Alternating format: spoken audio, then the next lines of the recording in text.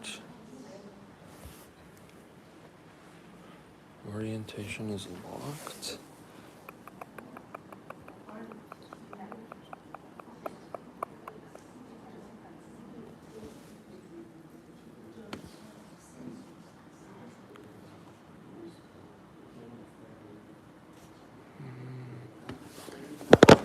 It's a filming landscape for whatever reason. This should be good enough.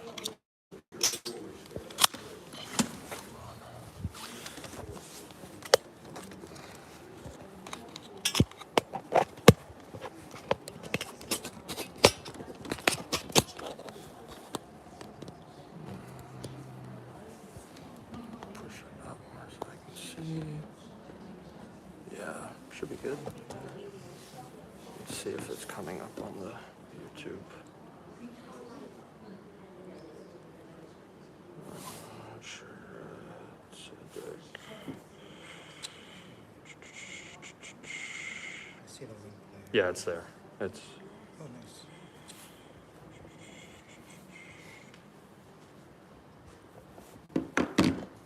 Yeah.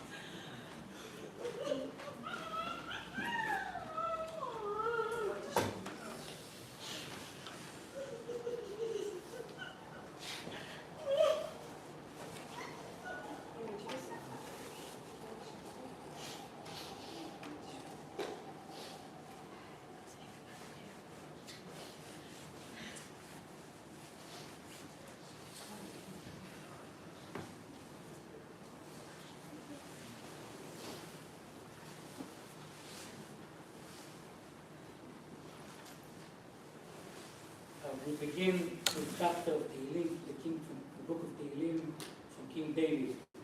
Adonai רואי לא יחסר, בנאות דש מזמור לדוד, אדוני רואי לא יחסר, בנאות דש לא ירצני, על מי מלוכות ינעלני, נפשי ישובב, ינחני במעגלי צדק למען שמו, גם כי אלך בגיא צל מוות, לא אירא רע כי אתה עמדי, שבטך ומשענתך המה ינחמוני, תערוך לפני שולחן נגד צורריי, תשכנת בשמן ראשי כסיר רוויה, אך טוב החסד וגדפוני כל ימי חיי, ושכבתי בבית אדוני לאורך ימים. I'll translate what the rabbi said in English. Psalm of David, the Lord is my shepherd, I shall not want. He maketh me lie down in green pastures. He leads me behind still waters. He restores my soul. He guides me in the straight paths in the name of his name's sake. Yea, though I walk through the valley of shadow of death, I will fear no evil, for thou art with me, thy rod and thy staff, they comfort me. Thou preparest a table before me, before my enemies. Thou hast anointed my head with oil, and my cup runneth over. Surely goodness and mercy shall follow me in all the days of my life. I shall dwell in the house of the Lord forever.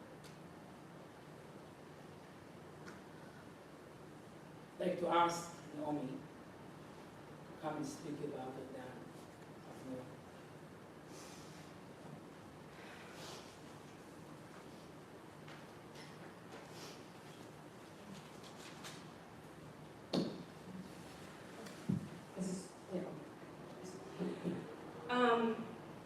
Before I say a few words for my dad, my mom wrote him a love letter, which now, as I'm now writing, or going to read my mother's love letter to my father, which is not awkward.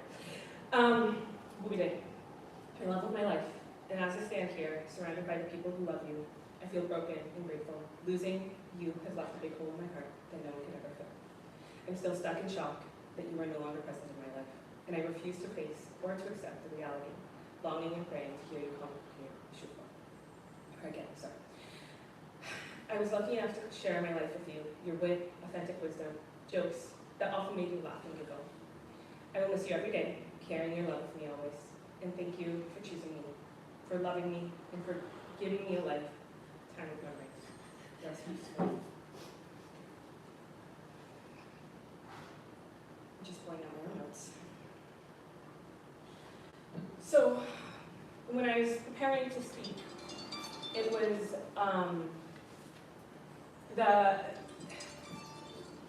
it was hard for many reasons, but speaking about my dad feels really not real for many reasons, but largely because growing up, I did a lot of public speaking, as many people know. But whenever I would public speak, I would practice everything with my father. And this time, I couldn't do that. So for the last few days, I've heard many people tell me stories about my father, as you can imagine. People talked about about all the events that my parents hosted, about my dad's athleticism, about his boisterous personality, and above all, that he was a very righteous man. I've heard many stories from other people about people coming to my dad to settle an argument because they knew that at the end of the day, my dad would be brutally honest with them. That he would think of what made the most sense, what was most right, and he would tell them point blank. My dad was a good father, he was a faithful husband, and he was extremely honest. And as you can imagine, having a teenage daughter is often the biggest test of your righteousness. One time, as an early teen, my mom did something that would have made me absolutely livid. The exact details of it, they're not important to this story. But what I do remember is asking my dad point blank if my mom had done it. And all of a sudden, my dad is stuck there between two worlds, between picking to be honest to his daughter and picking to be loyal to his wife. And in the end, he stared at me and he said absolutely nothing. Just maybe enough for me to figure out what happened. My dad and I, as many people know, we were extremely close all throughout high school, partly because we had very similar hobbies. We ran together, we watched sports, we talked about current events, and also partly because of our very similar personalities. We could both explode very, very quickly, and we could calm down just as fast. And so when I first wrote this, I wrote down all of the values that I carried with me as a person, the values that my dad gave me to carry forward. The curiosity, discipline, hardworking, learning languages and music. But last night, as I was writing my dad's biography, I learned that all of these things were generational, that they were things that that my grandpa gave to my dad, that my dad gave it to me, and one day I hope to pass on as well. As I said earlier, my dad was extremely loyal to his family, beyond any recognition possible. He continued being loyal to his family until, even when his memory started to fade. I remember in my last year of high school, my dad started forgetting little things. And every time I would come home from high school, a new tree would be cut. A new bush would be completely gone. He was pruning and over-pruning everything in our backyard. And I'm looking over at one of our neighbors who's giggling a little bit to himself because I know that he remembers this time as well. And at the time, I remember we looked at each other and we said, oh my gosh, my dad is bored and he's gone bananas. And later what we realized is my dad was taking care of his family. My dad was pruning the shrubs and pruning the trees before he could no longer do that. So that at the time when he could no longer do it, it would already be done for many years. He continued to be faithful to my mom even after he lost his memory. I had been debating whether or not I would tell the story, but I did choose to in the end. But I remember a few times when my dad still remembered that he was a married man, but he couldn't remember who my mom was. And so there were times when my mom would be in the bedroom or my mom would be in the shower while my dad was brushing his teeth, and he would get really upset with her because he was a married man and he couldn't see another woman in such a way, in a way that he would look at his wife, and he would kick my mom out of the bedroom, or he'd kick my mom out of, make my mom put on some clothes because he was a married man, and he would never look at another woman the way he looks at his wife. Losing someone to dementia is strange because you begin mourning them long before you lose them. I mourned my father for 10 years. I mourned being able to call him for lunch just to chat, call him at lunch just to chat. I mourned running with him, dancing with him. I mourned hearing him laugh and hearing him call my name, hearing his voice. And a few weeks ago when I was at work, I mourned not being able to call my dad just to ask him to deliver me a sandwich. By the way, I know he would have done, and I know it would have been delicious. And so when he passed, I thought I wouldn't have to mourn anymore. I thought that I'd mourned everything that had to be done because I spent the last 10 years mourning him.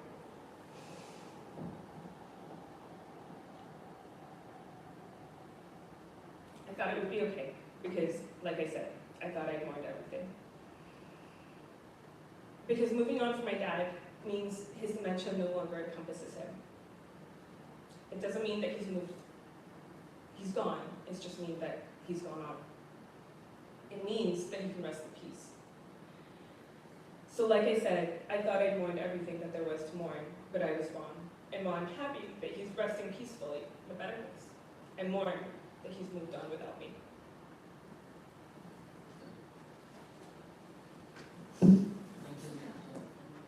Thank you, Naomi. Can you hear me in the back there? Fine. So, Avner was born in 1946 in Israel, in a kibbutz. Those of you who know kibbutz, it's like a family, all the family live together in a place when they share value together, share meals together, and built on kindness, generosity, and love to nature. And this very much shaped his life. Shaped his life is a man that appreciates the small things in life. Things we take for granted, he appreciates. So I'd like to speak briefly about his legacy Naomi just said physically is no longer here, but he left a wonderful legacy behind. And he just moved on to the next life, where he's in peace, knowing that he left people behind that remember as legacy. So last week Torah portion was the first Torah portion of the Bible. As we know, the Bible is divided into 53 portions. And the first one was Bereshit, the beginning, God created heaven and earth. And it goes on to creation of humanity. And there's a one line there. After God created Adam and Eve, he said, Ze Sefer Toldot Adam. I'm giving you a life to write a book. Ze Sefer, this is the new book. And this book has many, many pages. Every day is a different page. And you write your own book. You write your own story, your own life story. Many people sometimes skip many days and leave in many pages blank. Avner tried to leave the most possible. As Naomi mentioned to me, he wasn't a risk taker. He was an accountant by nature. He was a kibbutznik, grew up in a kibbutz, in a very loving, caring environment. But, as we believe in Judaism, everyone has a journey to go to, everyone has a book to write, and he embraced the journey that life brought him, and he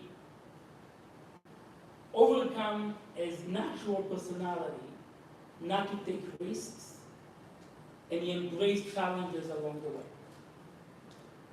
From going to a running competition and won the championship, because a runner, but then he had some challenges coming his way, and he had to stop that, end his career, but continue to do whatever possible to explore his potential and to explore the beauty of the world around him. That's one of the reasons why he chose to move to Canada. To know Vancouver when he saw the ocean, the mountains, and all the beauty of the city that he loved and appreciated every minute.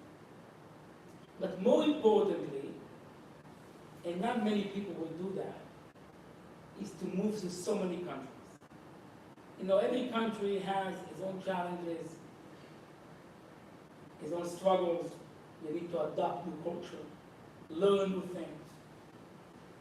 For me, before GPS, right, to figure out how to get to places. Today is easy for us, but back then, you need to get the maps to get anywhere. But he had a mission to do. And in hard work, he was a hard-working guy. Didn't care about needs, whatever, this is my job, I'm going to do it. Either to ride a tractor, which is like, again, risk taker. Not everybody can do that. Or to wash dishes if needed, and to do whatever he needs to do in order to move forward and to write another page in his book. He moved 15 countries, minimum, and that's really for major, significant amount of time. Probably been more, but he did it because that's what my life is about here. This is my journey. Not everybody's journey, but this was Avner's journey.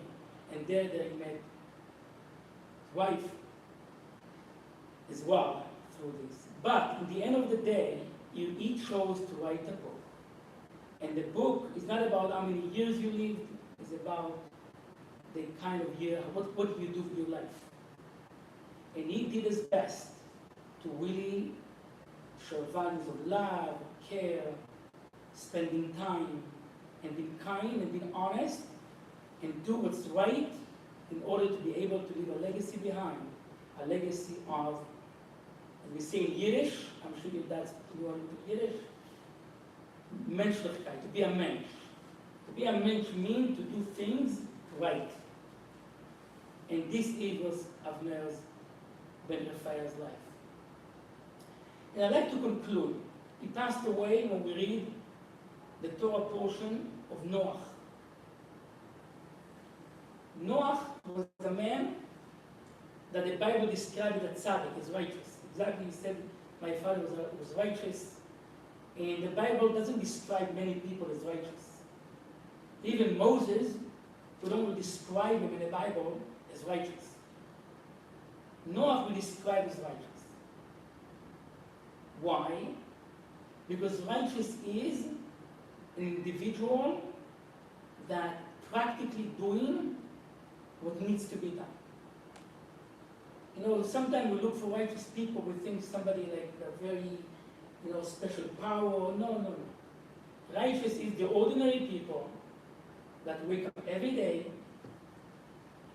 and doing the best they can every day of their life.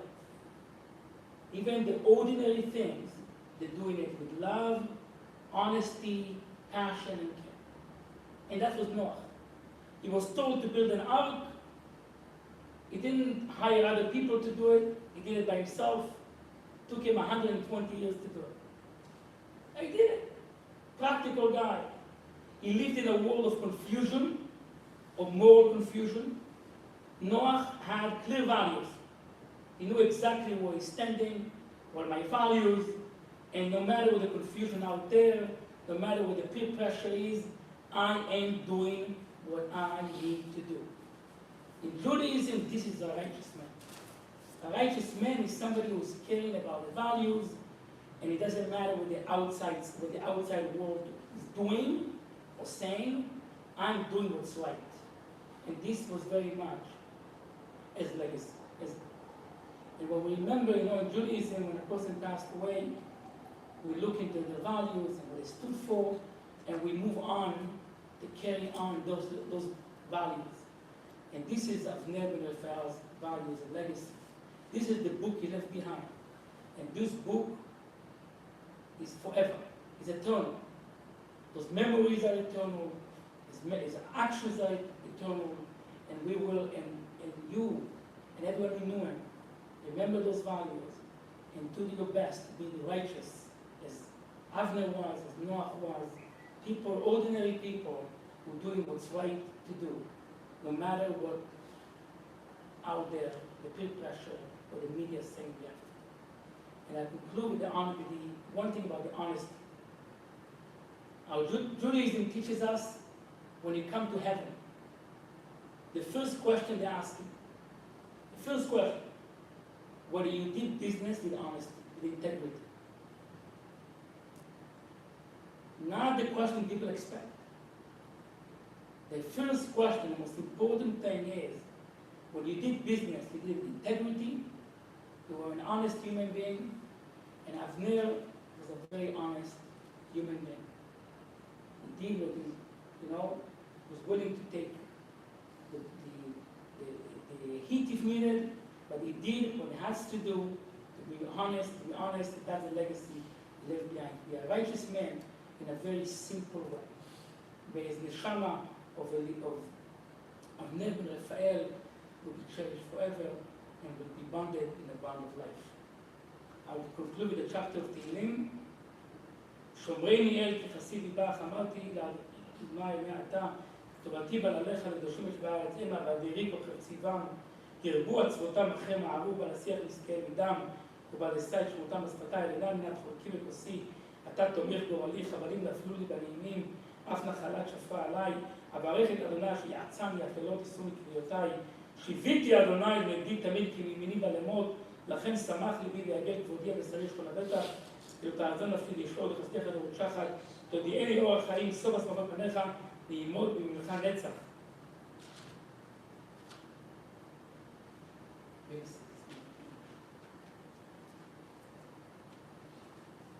Again, I'll translate what the rabbi said.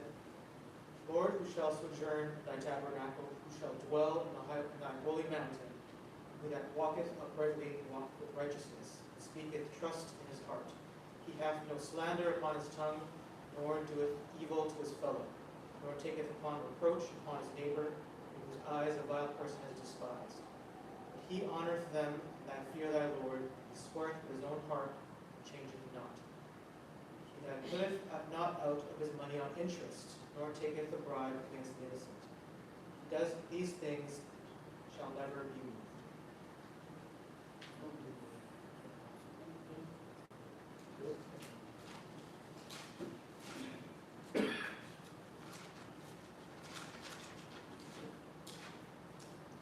Please rise. אל מלא רחמים שוכן במרומים, אמצא מנוחה נכונה תחת כנפי השכינה. למעלות קדושים וטהורים כזוהר כי המזהירים את נשמת אבנר בן רפאל שהלך לעולמו, בעבור שנתבו צדקה בעד הזכרת נשמתו, בגן עדן תהיה מנוחתו לכם הרחמים והסתירו בצדק העולמים, ויצרו בדרך נשמתו עד לנחלתו, אין להיות בשלום במשכבו, ונאמר אמן. O God, full of compassion, who dwellest on high, grant perfect rest beneath the sheltering wings on thy presence, among the holy and pure who shine as the brightness of the firmament, unto the soul of Avner, son of Raphael, who has gone unto eternity, and whose memory charity is offered by his next of kin. May his repose be in paradise. May the Lord of mercy bring him under the cover of his wings forever, and may his soul be bound up in the bound of eternal life. May the Lord be his possession, and may his repose be in peace. And let us say amen. So the participation in the funeral in Judaism is one of the great commandments, to bring our loved ones to the final rest. So we're going to carry on the casket now to the grave site. And the custom is for the family and friends to participate in the burial. It's the last act of kindness we can do to the individual we love and care so much, is to bring him or her to the final rest. So I'd like everyone to participate. In the way we do it, we express our pain, how we're doing it because we need to do it, but we're not happy. We are sad about it, is by not passing on the shovel to each other directly, we place the shovel on the ground. Also, we use the back of the shovel at the beginning, and then we do it normally. Okay, so we'd like everyone to participate in the funeral and bring Avner ben Raphael to his final rest, to his next life. So you can follow us. 6 forward. We're going to roll to face that.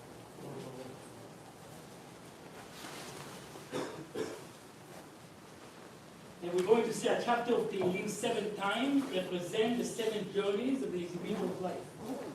And we'll start after each one to top. 7 steps in our journeys in our life.